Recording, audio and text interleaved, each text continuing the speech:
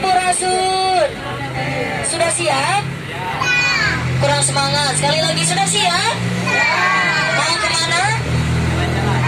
Jalan-jalan dong ya. Tentunya naik bandros atau Bandung Tour on Bus.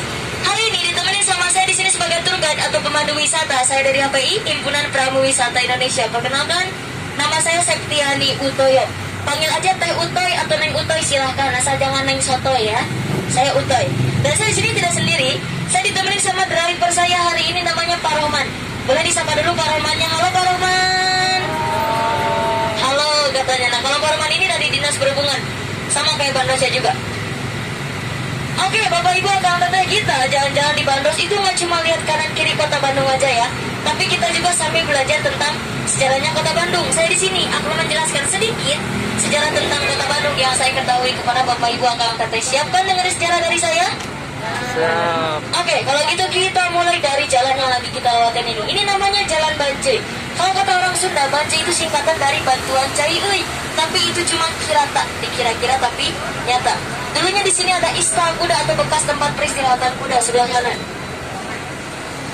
Selainnya sebelah kanan, yang bangunan yang di depan sebelah kiri juga ini sama, dulunya bekas istal kuda. Tapi kalau ini sudah tidak terpakai. Dan satu tempat yang paling bersejarah di Jalan Bancai itu ada sebelah kanan di depan, namanya situs penjara Bancai. Bapak Ibu kalau tetap boleh lihat sebelah kanan ke dalam situsnya. Terdapat patung di sana ya? Ada? Itu patungnya siapakah? Presiden kita yang pertama, Bapak Insinyur Jokowi. Soekarno. Kenapa Bapak Soekarno patungnya ada di sana? Itu karena beliau dulu pernah di penjara di sana selama 8 bulan. Dan sel penyerap Bancai hanya menyisakan sel yang pernah ditempati sama Bapak Soekarno dulu. Lalu yang sebelah kanan ada ruko-ruko. Ruko-ruko ini juga dulunya bekas sel penjara. Cuman sekarang sudah difungsikan menjadi tempat untuk berbisnis. Dan ruko-ruko itu masuk kawasan jalan ABC yang diambil dari 3 nama negara. A-nya dari Arab, B-nya Belanda, dan C-nya dari Cina. Di depan ada bangunan masjid sebelah kanan. Ini namanya Masjid Alim Tijaz. Menurut saya bangunannya unik karena menggunakan ornamen dari Tionghoa. Bangunan ini dibangun pada masjid ini dibangun pada tahun 2011 sama Gubernur Bapak Nuriana. Selain ada Masjid Alim Tijaz, di Jalan Tamblong juga ada masjid yang menggunakan ornamen Tionghoa lagi, tapi beda yang buat. Kalau yang di Jalan Tamblong itu buatannya orang Tionghoa malam. Nanti namanya saya kasih tahu waktu kita lewatin masjidnya saja ya. Sebelum kita ke Masjid Laut Sedua, di depan kita terlebih dahulu melewati jalan ikoniknya Kota Bandung. Yang dari jalan ini juga Kota Bandung sampai sekarang punya julukan, yaitu Kota Paris Jawa. Namanya Jalan Braga. Diambil dari bahasa Sunda, dari kata ngabaraga atau ngumbar gaya. Kalau dalam bahasa Indonesia itu hampir sama dengan pamer atau sombong. Dulunya juga ini bekas tempat konser, bukan konser ya, tempat lenggak-lenggoknya orang Paris sama orang Belanda yang pamer baju baru mereka. Dan toko kanan kiri kita ini juga dulunya bekas tempat dijual barang-barang khas Paris dan Belanda. Bahkan ada toko yang sampai sekarang masih beroperasi. Contohnya yang pertama sebelah kanan, boleh lihat ke dalam. Kursi sama mejanya itu masih menggunakan ornamen dari Belanda dulu. Namanya Toko Roti Sumeridangan yang dibangun pada tahun 1929. Sampai sekarang masih beroperasi. Ada Bapak sebelah kanan, dada dulu. Bapak sebelah kanan, halo Bapak. Cie, Bapak Ibu akan datang jadi artis. Dada-dada. Lanjut lagi. Selain ada Toko Roti Sumeridangan, sebelah kanan. Gedung ini sekarang sering dipakai buat foto-foto. Ini juga tempat bersejarah, namanya Gedung Gas Negara. Dulunya ini adalah kantor administrasi gas, tapi kalau sekarang sudah jadi restoran. Dan Gedung Gas Negara itu dibangun pada tahun 1930. Bersamaan dengan datangnya kopi aroma, yaitu kopi hasil orang Belanda ke Kota Bandung ini. Kalau kopi aroma itu kopi hasil orang Belanda ya. Kalau orang Indonesia itu ada kayak Arabica, Luwak, betul nggak? Betul ya. Nah, kalau aroma itu itu kopi hasil orang Belanda. Selain ada Toko Roti Sumeridangan sama Gedung Gas Negara, di depan sebelah kanan dari sini sudah kelihatan ya, ada restoran yang menggunakan tenda warna merah. Itu adalah restoran pertama di Kota Bandung, namanya Restoran Braga Permai. Sebelum dinamakan Braga Permai, dulu namanya ini pakai bahasa Perancis. Nanti kita bisa lihat di jendelanya ya. Dan restoran Braga Permai ini dibangun pada tahun 1923. Namanya dulu adalah Moisang Bokhrayan. Dibangun pada tahun 1923. Moisang Bokhrayan itu artinya kudapan manis. Dan selain ada Braga Permai, di depan juga sebelah kiri ada Wendy's. Kalau Wendy's yang ada di depan, sebelahnya Circle K, itu dulunya adalah showroom mobil Mercedes-Benz pertama. Dan yang beli mobil Mercedes pertama kali itu bukan orang Paris atau orang Belanda, tapi orang Jawa. Namanya Sultan Pakubuwono IX. Dan Jalan Braga ini juga keunikannya bukan cuma dari toko-toko bersejarahnya saja, tapi dari jalannya juga. Boleh dilihat ke bawah? Jalan Braga ini tidak menggunakan aspal ya, tapi menggunakan batu andesit, yaitu batu alam yang fungsinya untuk penyerap air. Dan batu andesit ini juga sering digunakan untuk pembuatan candi. Candi-candi juga menggunakan batu yang dipakai di Jalan Braga ini. Oke, lanjut lagi. Setelah Jalan Braga, sekarang kita masuk ke Jalan Sunyaraja. Sebelah kanan, ini ada center point yang kebetulan lagi tidak buka juga. Center point ini mempunyai 2 lantai. Kalau lantai bawahnya sekarang digunakan untuk tempat berjualan peralatan olahraga, tapi kalau lantai atasnya dulunya itu adalah tempat dansanya orang Paris sama orang Belanda. Yang center point ini masuk kawasan Jalan Sunyaraja, yaitu tempat kelahirannya 2 pahlawan Bandung Lautan Api. Namanya Bapak Muhammad Ramdan sama Bapak Muhammad Toh. Betul sekali.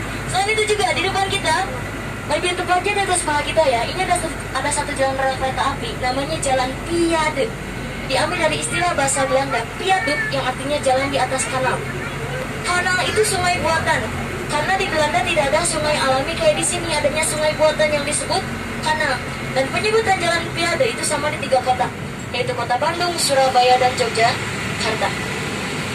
Masih ada lagi di depan sebelah kiri, ada gedung Indonesia Menggugat. Ini gedungnya. Tadi sempat lihat kan patungnya Bapak Soekarno di penjara Bancai, lagi duduk penyerang kaki ya. Itu alasannya karena dulu beliau sedang menuliskan pledoi atau pembelaan. Yang isi pembelaannya itu dibacakan di gedung yang kita lewati barusan, Gedung Indonesia Menggugat atau Landrat, yang menjadi pengadilan pertama di kota Bandung. Sebelum menjadi pengadilan pertama, itu dulunya adalah kantor Badan Meteorologi atau Jawa Tantera namanya. Lanjut lagi, setelah Gedung Indonesia Menggugat yang sebelah kanan, ini Balai Kota. Kalau orang Bandungnya udah pasti tahu ya Balai Kota. Dan uniknya lagi, Balai Kota ini bukan cuma tempat dinasnya wali kota kita saja, tapi juga dulunya ini tempat nongkrong bandros. Cuman bandros sekarang nggak bisa nongkrong lagi di sini karena Balai Kotanya sudah ditutup untuk umum. Dan dulu juga penumpang saya pasti sebelum naik bandros itu selalu jalan-jalan di sini, karena selain ada tempat nongkrong bandros dan kantornya wali kota, di sini juga ada beberapa taman tematik. Lumayan ada banyak, sekitar ada 4. Yang pertama ada Taman Labirin, lalu yang kedua ada Taman Love atau orang Sunda Malope, lalu di bagian depannya ada Taman Dewi Sartika atau Theaters Park, karena di sana juga ada patungnya Ibu Dewi Sartika. Dan kalau kita belok kanan dari sini, sebelah kirinya di seberang ada Museum Kota Bandung, lalu di seberangnya museum sebelah sana ada Taman Sejarah. Di Taman Sejarah di sana terdapat lukisan-lukisan wali kota dari yang pertama sampai yang sekarang. Selain itu juga di Balai Kota itu ada satu gedung yang menurut saya paling bersejarah, yaitu Gedung Papak atau dalam bahasa Belanda disebut Kopi Pakuis. Dulunya itu adalah gudang tempat penyimpanan kopinya orang Belanda. Masih ingat tadi kopi apa? Aroma ya. Nah, kopi aroma itu dulu tempat penyimpanannya di Balai Kota yang namanya Gedung Papak. Lalu yang punya kopinya atau juragan kopinya dulu beliau sempat tinggal di sini, yang sekarang jadi Rumah Dinas Pangdam 3 Siliwangi. Ini dulunya kediaman Tuan Tanah terbesar Kota Bandung, namanya Bapak Andreas de Wilde. Tanah yang dimiliki beliau kurang lebih bisa dikatakan setengahnya Kota Bandung. Luasnya itu dari Gunung Tangkuban Parahu sampai Jalan Asia Afrika sana, termasuk kopi yang tadi saya bilang ada di Balai Kota, di Gedung Papak, itu juga sama, dulunya punya Bapak Andreas de Wilde. Dulunya dia hanya kedokteran dari kemiliteran Belanda. Lalu selain rumah dinas, di depan ada satu tugu. Ini namanya Tugu Sister City atau Mitra Kota. Boleh dibaca dulu? Sister City atau Mitra Kota. Bawahnya ada tulisan Braunschweig ya. Betul. Jadi saya nggak soto ya. Nggak ya. Braunschweig. Ada alasannya juga kenapa saya menunjuk tugu yang barusan. Tugu Sister City ini menandakan dulu Kota Bandung pernah bekerja sama dengan beberapa kota dari negara lain. Salah satunya yang kita lewatin barusan itu kerjasama antara Kota Bandung dengan Kota Braunschweig dari Jerman. Kita itu kerjasama dengan kota dari negara lain ada 20 negara ya, tapi yang dibuatkan tubuhnya itu hanya 4, yang kita lewati cuma 2. Tadi sebelum rumah dinas ada Tugu Sister City, kerjasama antara Kota Bandung dengan Fort Worth dari Texas, lalu yang kedua dari Braunschweig itu dari Jerman. Dan untuk yang satu lagi dari China, dan yang satunya lagi dari Korea Selatan. Kalau yang Korea Selatan itu adanya di Jalan Merdeka, dekat Mall BIP ya. Cuma kita nggak akan belok kanan.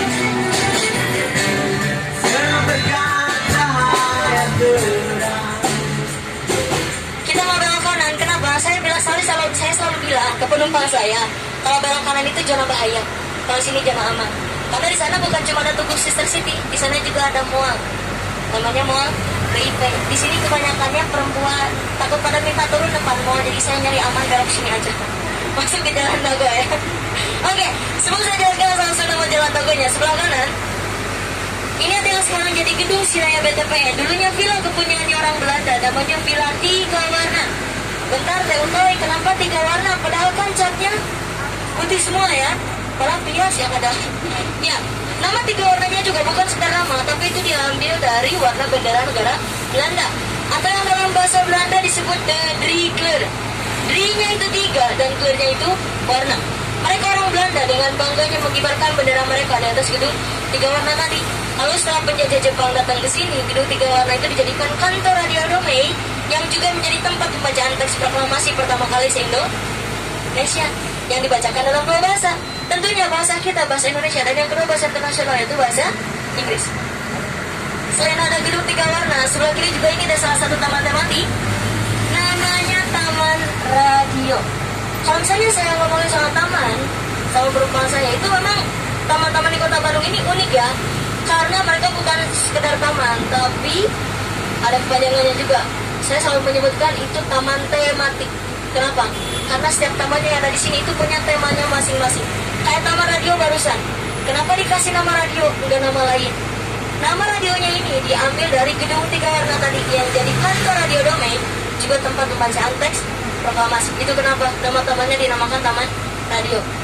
Dan taman-taman di Kota Bandung ini bukan cuma ada satu ya, tapi ada banyak. Salah satunya di bawah jembatan Pasopati.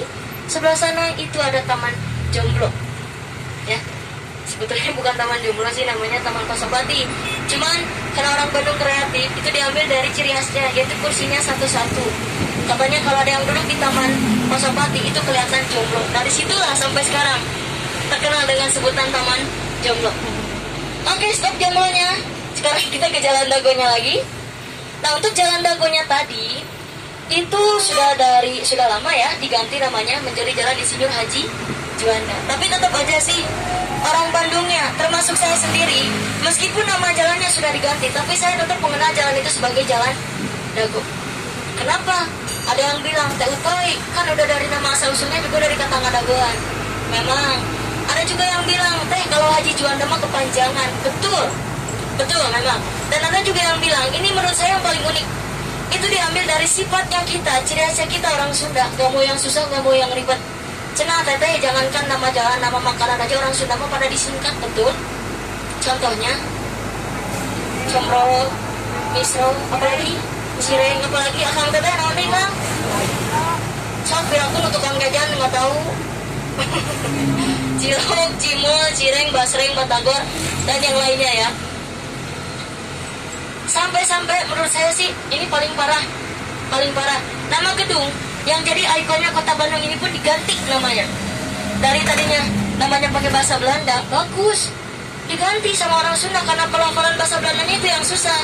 Diambil dari ciri khasnya. Gedung sate. Mau tahu nama aslinya gedung sate? Tapi saya emang nggak akan nyuruh ngikutin deh. Nggak apa-apa deh, sekedar informasi saja ya. Nama aslinya gedung sate yang dari bahasa Belanda itu adalah Government Bedrijven. Itu nama aslinya. Tulisannya hanya Government Bedrijven. Tapi pelafalannya orang Belanda, huruf G itu kayak K. Jadi saya bacanya harus pakai pelafalan. Government Bedrijven. Ini nama aslinya gedung sate atau kantor gubernur ya. Kita hitung dulu sate yang ada di atas atapnya ada berapa? Ada berapa? Siapa yang jawab 6? Cung, yang jawab 6. Benar, saya kasih hadiah. Dapat hadiah dari saya. Spesial. Turun duluan, Bu. Enggak ya? Betul. Sate yang ada di atas atapnya itu ada 6. Dan angka 6 itu melambangkan modal awal pembuatan dari gedung sate. Yaitu sebesar 6 juta khoder. Kalau dirupiahkan kurang lebih sekitar 44,5 miliar rupiah zaman dulu. Dan untuk yang jadi satenya itu adalah bunga lotus yang menurut orang Tionghoa bunga lotus itu simbol dari perdamaian. Kalau yang jadi tusukan satenya itu adalah penangkal petir.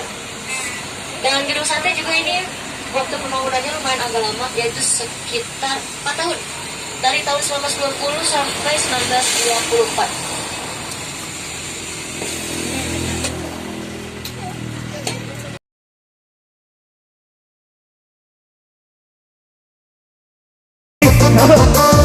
Yang punya tingkah ada, buat Bang